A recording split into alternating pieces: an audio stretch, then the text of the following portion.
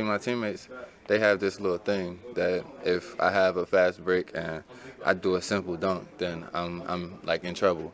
So I mean, I don't understand why it's like that with me and not with Bam or Jay Rich or J Dub, because they're athletes too. Like y'all don't see it, but I see it. They can jump out the gym, but it's just they just don't like it when I do simple dunks on the break. So I told Bam just throw the ball up as high as he can.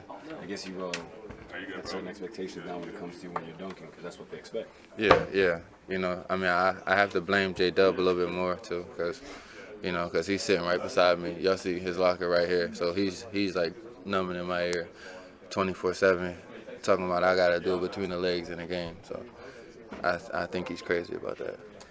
Obviously, the obvious question is, you guys always say game by game, take it one game at a time, and all that good stuff. Those cliches, but to actually do that, knowing how tight it is, going down the stretch, and you guys are fighting for this playoff spot. Do you guys find yourself scoreboard watching at any particular time, at least a little bit, human nature? No, I mean we just try to keep our score higher than others, and we're gonna do that, like you said, game by game. We're not trying to get ahead of ourselves, thinking about 3 games from now or 4 games from now or the beginning of the playoffs. We're trying to think about that next game that we have that's at home. Well, not possibly thinking about just how the standings going. If you want to see the teams that are in front of you or behind you, how they're doing. You guys get caught up in that at times, amongst players? No, we don't get caught up in it. I mean, we know the standings and everything. We know who's ahead of us and who's behind us, or like who we're tied with. So I mean, we just go out there and play every game like it's our last, so we can get the W. Yeah, for sure. A bad pass always makes for a better lob. So shout out Bam for that. First off, but yeah, we want to see all the YouTube and the hoop mixtape dunks. But I mean, I'm different. 2 points, 2 points for me. I tried to take off today and I left it way short. But nah, man can jump out the gym. So we expect a little more from him. It seems like you guys get more excited than the fans actually when you do something special like that. Yeah, for sure. I mean, we enjoy when we do something cool, when someone else does something cool. So, what I mean, it's not a lot of times where you can see that coming or you see it before it happens. But in that instance, it was a slow developing play. So that's pretty crazy. I know human nature.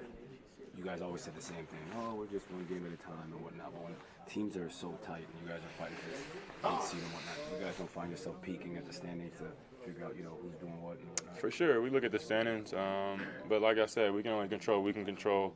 I mean, we watch the game to see, what the Detroits and the Charlottes and the Brooklyns and the Orlandos and what those teams are doing. But at the end of the day, we got to control what we can control. We can't control them going out and winning or losing, but we can control ours. So we didn't get the job done today, but this is the one of the top teams in the East for a reason.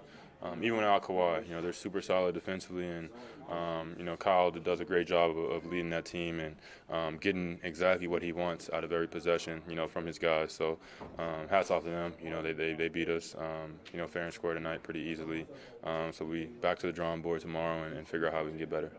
Our courage was there, but we were just one step slow. And every time they were making shots, they were shooting 60% from 3, something like that. So, it's really tough to win games like that. But, we need to give credit to Toronto.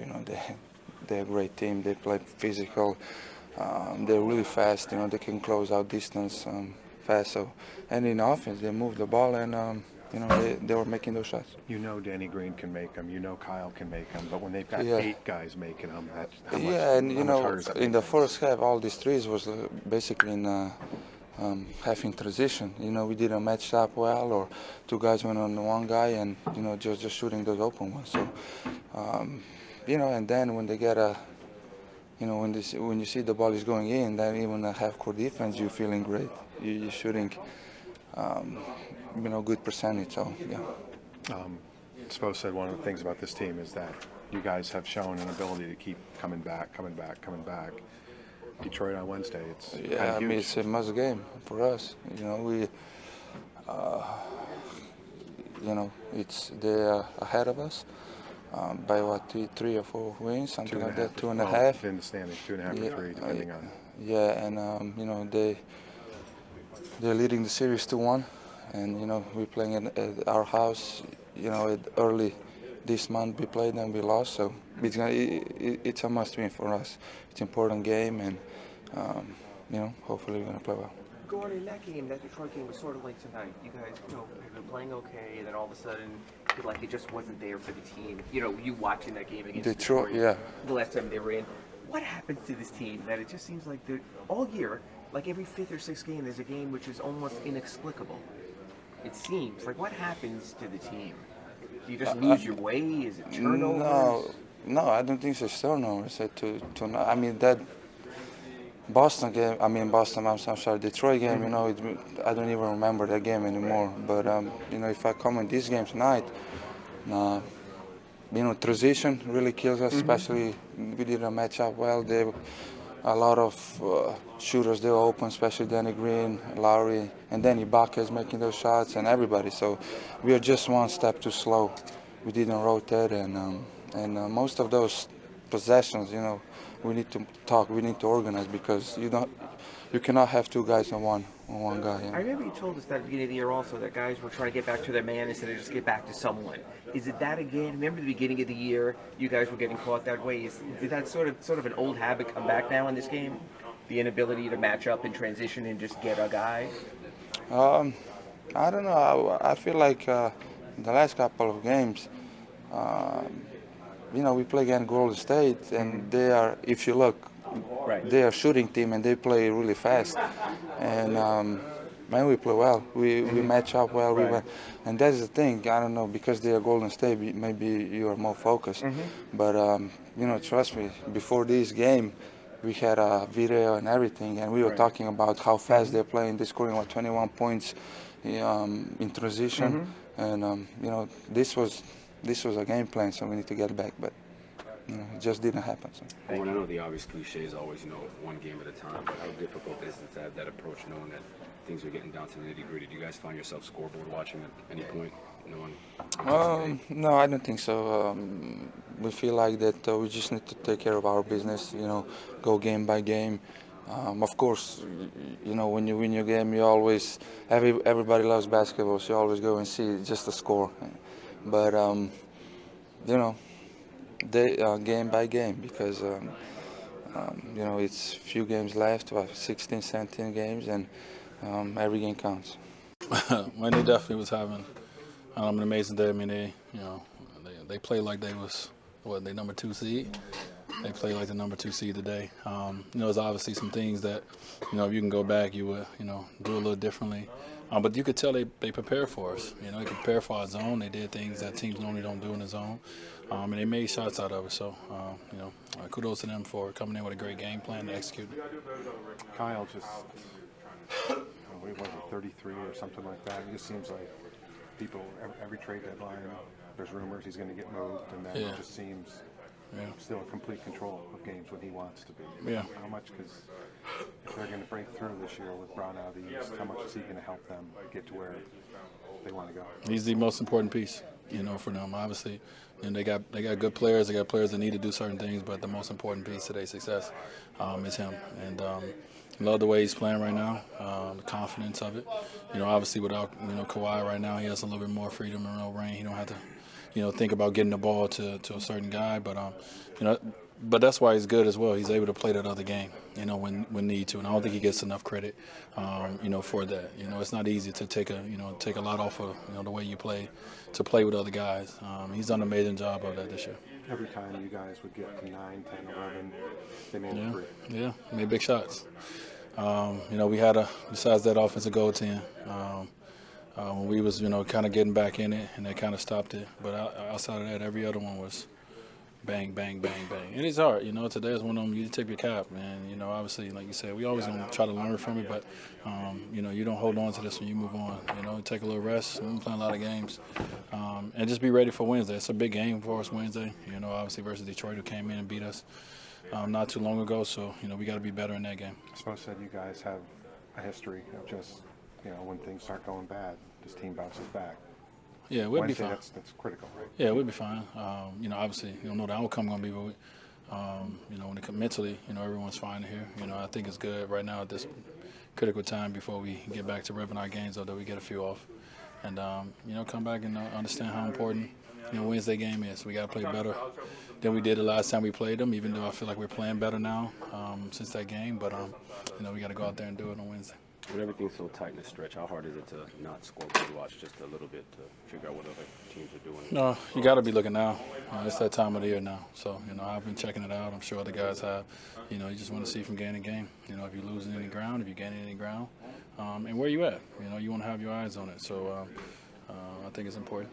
Speaking of gaining ground, you had a dunk today, and it seems like you stared down your entire bench. Can you explain that a little bit? Yeah, me and Justise got a dunk count going on for the year of who's going to get the most. He's 22 and I'm 37, so and I'm up by 1. So I was staring at him. Okay. Anytime he dunked, he stared at me and vice versa. So I was looking for him on the bench. Yeah, I'm winning right now. That's the only reason I dunked. I would have laid it in, but I was like, dunk count. Let me try. You almost hurt yourself. No, I didn't. You almost came off. No. That's my swag. You got come on, T. Go back and look. Go back and look at my swag. My son even started doing that. That's the one hand swag. 25-year-old swag. Yeah. My one hand on the rim. That's my oldest swag. I don't dunk as much as most you don't get to see it, but I've been doing that for a while. But that was a vicious stare down, though. It wasn't like a normal Well, I was looking for him. He was hiding, so I couldn't find him. Well, I was looking for him on the bench. But hey, Doug, I just went live with our dunk count. Just to let everybody in the world know that I'm winning. Just want you to know that. You losing this week. But I'm winning overall. So, yeah. You got bigger hands. Derrick, we've seen a couple of these, even with the good run, I guess the Detroit game like tonight. Is there a common theme when it seems like it's going so well and then you have a blip like this? I don't necessarily know if you can point to that. Our guys came in to this game ready. I think Toronto played a great basketball game just from the very first possession. When we were trying to get into offense, you could just feel their intensity, and it didn't wane the entire night. They were up and into us. When you talk about feeling a team, we felt them, and more than anything, I think that sped us up offensively, and then certainly the amount of commitment and effort and focus for our conversion defense would have had to been 10x what it was. That's what was required in a game like this. How fast they were playing, 21 fast break points, but if you count the threes in semi-transition, it was 35 plus. Just that alone. Start with that before we could even get into X's and O's and schematics and things of that nature. It was tough to kind of, weed through that. I think those two things were the biggest factors in the game, overwhelmingly so. And you have to credit them. They really came in and played to their identity and dictated the game. For the most part. At one time, we both had the same amount of field goals. I think we both had 40 field goal attempts, or 40 field goals made. They were just, what do we say? This is the prototypical modern, progressive NBA 3s versus 2s, Exhibit A. Eric, you can say they played to their identity. They probably exceeded their identity with 8 guys taking and 8 guys making threes, it seemed like. Just how... I know it's the way of the league now, where everybody can shoot it, but when we've proven we can do this better. Yeah. I'm saying, how much harder does it get when they have that many guys? Yeah, it would have required, like I said, this would have required a much higher level of commitment and effort, and that doesn't guarantee anything, but they've earned that respect. They're shooters. Shoot, the last time we were here, Danny Green, hit the one that was the dagger. But, if you treat them as if everybody is Steph Curry and Klay Thompson and Kevin Durant, you would be there 2 or 3 steps beyond the three-point line to make them put the ball on the floor. And then what would have been required after that is another big-time effort, another guy getting in the gap, and another closeout, probably another scramble, another closeout, another challenge at the rim. It would have been it would have had to take multiple efforts on multiple possessions to play a team the caliber of Toronto when they're playing well. 19 made threes, Cleveland made tonight, obviously the 21. Is there a common thread between No, the two? Or are totally they different. Totally different. Well, I would say at least close to over 10 of them were in transition or semi-transition. That's why this fast break number is deceptive because you could put this bucket of semi breaks where they're moving it around one or two passes and we weren't matched up. For those back-breaking threes that force a timeout or just disintegrate our momentum. Anytime we had it under 10, it seemed like they had one of those plays. We would have an uneven offensive possession, and they would come down in semi-transition and knock a three down on us. So no, two totally different things. In the Cleveland game, it was more out of our zone. But we'll gather ourselves. We have a couple days before the next big one, and I've said this before. The thing I know about the men in that locker room is we respond to tough times.